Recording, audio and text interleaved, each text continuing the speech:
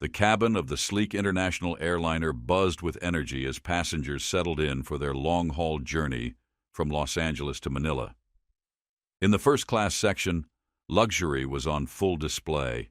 Plush leather seats that reclined into beds, gourmet dining, and personalized service catering to an elite clientele of executives, affluent tourists, and seasoned globetrotters. Moving gracefully through the aisle was Maria Santos, a petite Filipina flight attendant whose uniform was impeccably tailored, her dark hair neatly secured, and her warm smile effortlessly genuine. Unlike some of her colleagues, Maria opted for minimal makeup and no flashy accessories, exuding a quiet professionalism that spoke more through her actions than appearances. As she approached row 2, her smile briefly wavered. Seated there was Mr. Jonathan Williams, a well-known executive in the tech industry. His expensive suit, paired with a diamond-studded watch, radiated wealth and entitlement. Next to him, his wife sat draped in an extravagant scarf, one that likely cost more than Maria's entire monthly salary. Across the aisle lounged their teenage son, already grumbling about the in-flight Wi-Fi. Maria greeted them warmly. "Good afternoon, sir, ma'am. Welcome aboard. May I assist you with your luggage or anything else before takeoff?" Without looking up from his phone, Mr. Williams responded curtly. "Yes, you can start by bringing me a proper drink. Champagne, the best you have, and don't take all day." Maria nodded professionally. "Of course, sir. I'll have that for you right away." As she turned, Mrs. Williams leaned toward her husband and muttered just loud enough for Maria to hear, "Does she even speak proper English? It's always the same on these flights. Can't they hire someone more polished?" Maria heard the comment but showed no reaction. Years of experience had trained her to remain composed, no matter how condescending a passenger might be. She soon returned, setting down a perfectly chilled glass of champagne with practiced ease. "Here you are, sir. If there's anything else you need, please let me know." Instead of thanking her, Mr. Williams held up the glass, examining it as though he'd been handed an inferior product. "This is the best you have? I expected something more refined in first class," he scoffed. Maria remained calm. "Yes, sir. This is one of our premium selections. However, if you'd prefer, I can bring you the wine list so you can choose." Before Mr. Williams could reply, his son interjected, "Dad, look at this plane. It's like they cut corners everywhere, even the staff. No offense," he added with a smirk, though his tone suggested he meant every word. Maria's heart ached, but she refused to let their remarks shake her professionalism. "I'll be back shortly to take your dinner orders," she said smoothly before retreating to the galley. Even as she assisted other passengers, she could feel their judgment lingering. Snippets of their conversation drifted toward her, comments about her accent, her height, even her shoes. "She doesn't look like she belongs here," Mrs. Williams murmured with disdain. "I mean, look at her shoes. Probably from a bargain bin somewhere." Her husband chuckled. "Well, what do you expect? Not everyone can meet our standards." Nearby passengers exchanged uneasy glances but remained silent. Maria, however, remained steadfast in her duties, ensuring that every passenger, including the Williams family, received impeccable service. No amount of whispered insults could diminish her commitment to her job. Once the flight was in the air, the Williams family found a new pastime, criticizing every aspect of the journey. The seats weren't plush enough, the menu lacked variety, and the service, particularly from Maria, was, in their words, mediocre at best. As Maria made her way through the aisle with a tray of appetizers, Mrs. Williams snapped her fingers sharply to get her attention. "Excuse me," she said coolly. "What exactly is this supposed to be?" Maria remained composed. "It's a selection of hors d'oeuvres, ma'am. We have smoked salmon, caviar, and a vegetarian option. Would you like me to go over them in detail?" Mrs. Williams wrinkled her nose in distaste. "I think I'll pass. Honestly, this looks like something they'd serve in economy class. Don't you have anything better?" Before Maria could respond, her colleague Anna, a younger flight attendant, overheard and stepped in. "I can check with the kitchen for alternative options, ma'am," she offered. Mrs. Williams waved her off dismissively. "Don't bother. Just bring me a glass of red wine, not too dry." As Anna walked away, Mr. Williams leaned back in his seat and muttered, "This is what happens when you hire people who don't know what they're doing. Probably got the job because she's cheap labor." A flicker of anger stirred in Maria. They didn't know that she had dedicated nearly 2 decades to this career, working tirelessly to support her family and steadily rising through the airline's ranks. And they certainly had no clue that she was, in fact, the CEO of the very airline they were flying on, traveling undercover as part of an initiative to personally assess the passenger experience. As the flight wore on, Maria endured the Williams family's relentless complaints and snide remarks. At one point, Mr. Williams even called over the purser to formally complain about her, claiming she was unfit to serve in first class. The purser, well aware of Maria's true identity, managed to keep a neutral expression as he reassured Mr. Williams that his concerns would be taken into account. Meanwhile, other passengers began to take notice of Maria's composure under pressure. An older gentleman seated in row 3 caught her attention as she passed by. "You're handling yourself well," he said quietly.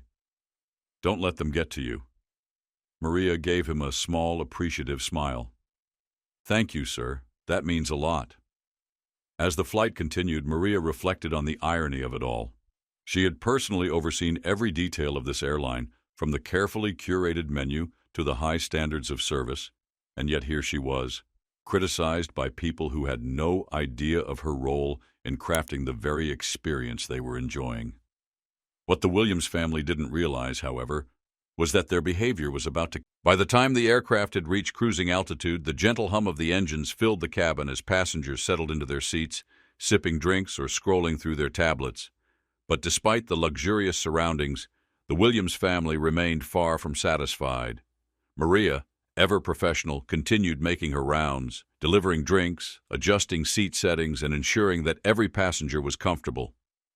No matter how many barbed remarks or dismissive glances she received, she carried herself with unwavering grace and professionalism. Little did the Williams family know that the woman they had spent the flight belittling was the one who truly held the power in this cabin, and soon enough they would find out. As the flight continued, Maria remained composed despite the growing tension. Some passengers occasionally glanced her way, silently offering their support, but she never faltered. Her professionalism served as a shield, deflecting the negativity directed at her. "Excuse me, miss," Mrs. Williams called out, waving her hand impatiently. Maria approached with her usual calm demeanor. "Yes, ma'am. How may I assist you?" Mrs. Williams held up the menu with a look of distaste, as though it was beneath her. "This menu is uninspired. Don't you have anything better? A proper filet mignon, perhaps? Or a lobster tail? I thought first-class passengers were supposed to get the best." Maria's polite smile never wavered. "Our menu has been carefully curated to offer a variety of options. While we don't have lobster, our chef highly recommends the seared salmon or the lamb chops, both of which are popular choices." Mrs. Williams scoffed. "I suppose that will have to do, but make sure it's cooked properly. I won't accept anything less than perfection." "Of course, ma'am. I'll make sure the chef knows your preferences," Maria replied, jotting down the order. As she turned to leave, she caught the smirk on Mr. Williams's face. Leaning toward his wife, he muttered just loudly enough for Maria to hear, "It's always the same with these types. They act polite, but you know they're not really listening." Maria didn't react. She simply walked away, head held high. In the galley, her colleague Anna finally let her frustration show. "Maria, how are you staying so calm? Those people are unbearable." Maria offered a reassuring smile. "It's just part of the job, Anna. Not everyone appreciates what we do." Anna shook her head in disbelief. "Still, the way they talk to you, it's disgusting. I don't know how you put up with it." Maria's eyes twinkled slightly with a secret she wasn't ready to reveal. "Patience, Anna. People always reveal their true selves over time." Anna sighed and returned to assisting other passengers, while Maria checked her watch. This flight was more than just another work day. It was part of a personal mission to reconnect with the foundation of the airline she had built. Meanwhile, the Williams family continued to voice their dissatisfaction. "Why is the Wi-Fi so slow?" Mr. Williams barked as Maria walked past. "I'll check with our technical team, sir," she replied, making a mental note to follow up. As she stepped away, Mr. Williams turned to his wife. "This airline is a joke. I'm filing a complaint the moment we land. Someone needs to know how poorly this place is run." Their son, still scrolling on his phone, chuckled. "Yeah, Dad, maybe you should buy the airline. Then we could actually fly in style." Other first-class passengers exchanged glances, visibly uncomfortable with the Williams family's behavior. Some whispered their admiration for Maria's composure, while others shook their heads at the blatant entitlement on display. An older gentleman in row 3 leaned slightly toward Mr. Williams. "You know," he said quietly, "perhaps you should give that young lady a little more credit." "She's doing an excellent job," Mr. Williams scoffed. "Spare me the lecture. We paid for first class, and we expect first-class service. If she can't handle it, she shouldn't be here." The elderly man simply shook his head and returned to his book, unwilling to waste any more words on a lost cause. As the flight continued, something about Maria's demeanor set her apart. She remained professional, but those paying attention noticed subtle signs: her confident posture, the way the captain treated her with unusual respect, the purser consulting her on decisions beyond a typical flight attendant's responsibilities. During a quiet moment in the galley, the purser approached her. "Maria, are you sure you want to keep this up? We can step in if needed." Maria shook her head. "No, let's see this through. I want to experience everything firsthand." The purser nodded, respecting her decision. Midway through the flight, the captain's voice came over the intercom. "Ladies and gentlemen, today, someone who has played a significant role in shaping this airline.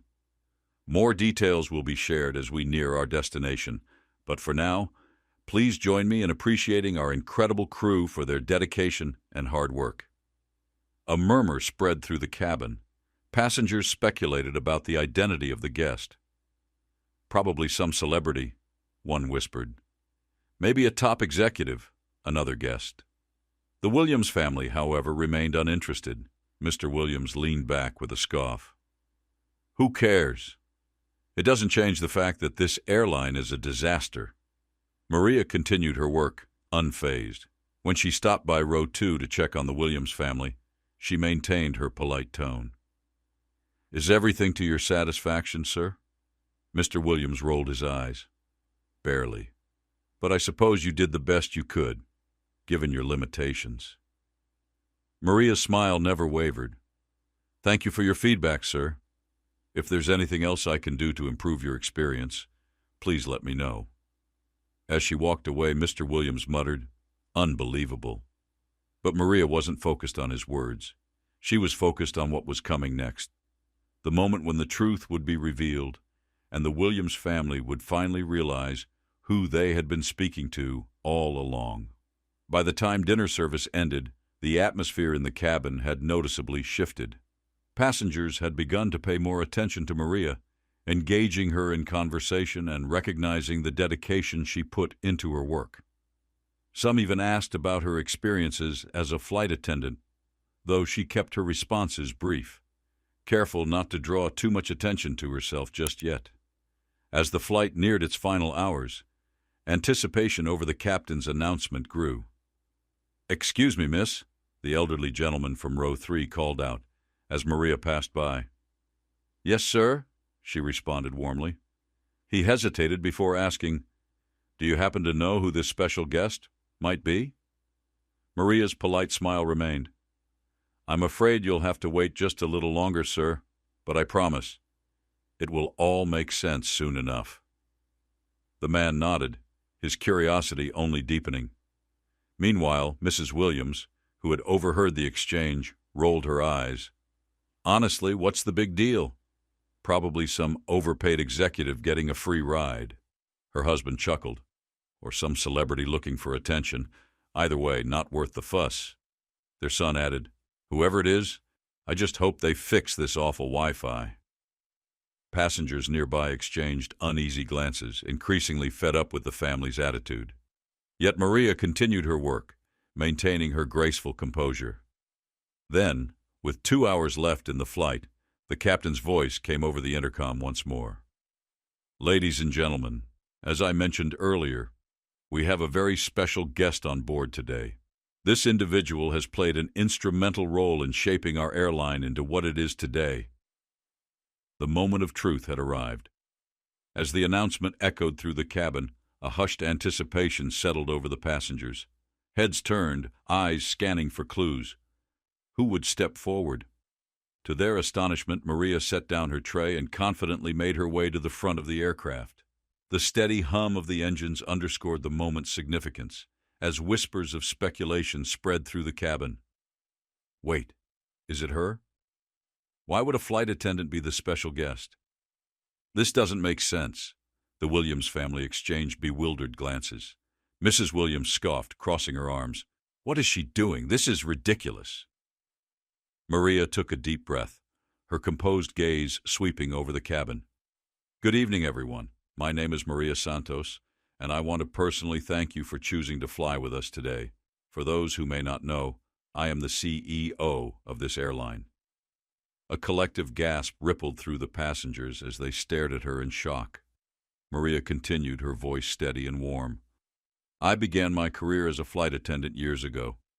It was my first job after college, and it taught me invaluable lessons about teamwork, dedication, and treating people with kindness, principles that remain at the heart of everything I do." Applause erupted throughout the cabin, admiration growing with each word she spoke. Maria lifted a hand, signaling for quiet. "As CEO, I believe it's essential to understand the experiences of both our crew and our passengers. That's why I occasionally step into the role of a flight attendant, to stay connected to the people who make our airline what it is, and to ensure that we uphold the standards we set for ourselves." Her words resonated with most of the cabin, yet the Williams family remained frozen in their seats, their expressions shifting from disbelief to discomfort. As the applause died down, Maria turned her attention to them. "Now, I'd like to address something that took place during this flight." Her tone was firm but composed. Maria took a measured step toward their row. "Throughout this flight, I've observed behavior that does not reflect the values we hold dear at this airline. Values of respect, kindness, and understanding. Some passengers have treated our crew with disregard and a lack of appreciation." The atmosphere in the cabin grew tense. Every eye was now fixed on the Williams family, who were visibly squirming in their seats. "I want to remind everyone," Maria continued, "that every member of our crew works tirelessly to ensure your safety and comfort. Regardless of their role, they deserve to be treated with dignity." Mr. Williams attempted to interject. "Look, if this is about us, I think there's been a misunderstanding." Maria held up a hand, silencing him. "There's no misunderstanding, sir. I am referring to the comments and complaints directed at me and my colleagues throughout this flight." Mrs. Williams's face turned red. "Well, we didn't realize—" Maria cut her off, gently but firmly. "It shouldn't matter who I am. Respect is a courtesy that should be extended to everyone." Murmurs of agreement spread among the passengers. One man in row 5 spoke up. "She's right. You've been rude this entire flight. You owe them an apology." Another passenger nodded. "It's about time someone said something." All eyes remained on the Williams family, their previous arrogance dissolving into shame. Yet Maria wasn't looking to humiliate them. She was offering them a chance to make amends. "I believe in second chances," she said gently. "If there's anything you'd like to say, now is the time." Mrs. Williams, barely audible, muttered, "We're sorry. We didn't mean to offend anyone." Her husband gave a reluctant nod. "Yes, we apologize. It won't happen again." Maria offered a warm smile. "Thank you. Apologies are the first step toward understanding." The cabin erupted in applause once more, admiration filling the air. Even the Williams family, hesitant but aware, joined in. The remainder of the flight carried a noticeably lighter atmosphere, with passengers engaging in friendly conversations and the crew working with renewed enthusiasm. Maria, ever humble, returned to her duties, assisting with final preparations for landing. But to those on board, she had become more than a CEO. She was a living embodiment of integrity, humility, and leadership by example. As the plane began its descent, the Williams family sat in uncharacteristic silence. Their earlier bravado had crumbled, leaving them deep in thought. The elderly gentleman in row 3 leaned toward a younger man beside him. "Now that's class," he said. "She didn't have to do that, but the way she handled herself, impressive." The younger man nodded. "She could have embarrassed them more, but she didn't. That's real leadership." As murmurs of admiration filled the cabin, Mrs. Williams turned to her husband. "Do you think we went too far?" Mr. Williams exhaled heavily. "It's not about that, Karen. It's about how blind we were. We complained, we judged, and for what? But we didn't know who she was," she argued. "That's exactly the problem," he replied firmly. "It shouldn't have mattered. Whether she was a flight attendant or a CEO, we should have treated her with respect." Their son, who had been quietly scrolling on his tablet, finally spoke. "Yeah, it was kind of messed up. She wasn't even mad, just disappointed." Karen looked down at her hands, her usual confidence replaced by vulnerability. "We need to do better." As the plane landed and passengers prepared to disembark, Maria resumed her role, assisting wherever needed. Her colleagues couldn't hide their admiration. "Maria, that was incredible," one flight attendant said. "You handled that perfectly." Maria shrugged modestly. "It wasn't about me. It was about setting an example. For them, for us, for everyone watching." The captain approached her with a broad smile. "You've set the bar high, Maria. No one will forget this flight." Maria gave a tired but warm smile. "Let's just hope it inspires real change." Later that evening, Maria reflected on the day's events. She drafted a post for the airline's social media, not for praise, but to share a message of respect, humility, and the importance of valuing everyone's contributions. "To our passengers, crew, and all those in the airline industry," she wrote, "let's strive to treat each other with the kindness and respect we all deserve. It's the small moments that define us, and together we can create a world where empathy and understanding take flight." Her post quickly went viral, sparking conversations worldwide. People shared their own stories of kindness and leadership, inspired by Maria's actions. Her journey from flight attendant to CEO was not just a testament to perseverance, but a powerful reminder of the values that truly matter. And for those who witnessed her grace that day, whether in person, proved respect and humility always take precedence over status. If you enjoyed this story, don't forget to like, share, and subscribe for more inspiring tales of leadership, resilience, and humanity. Let's keep spreading positivity together.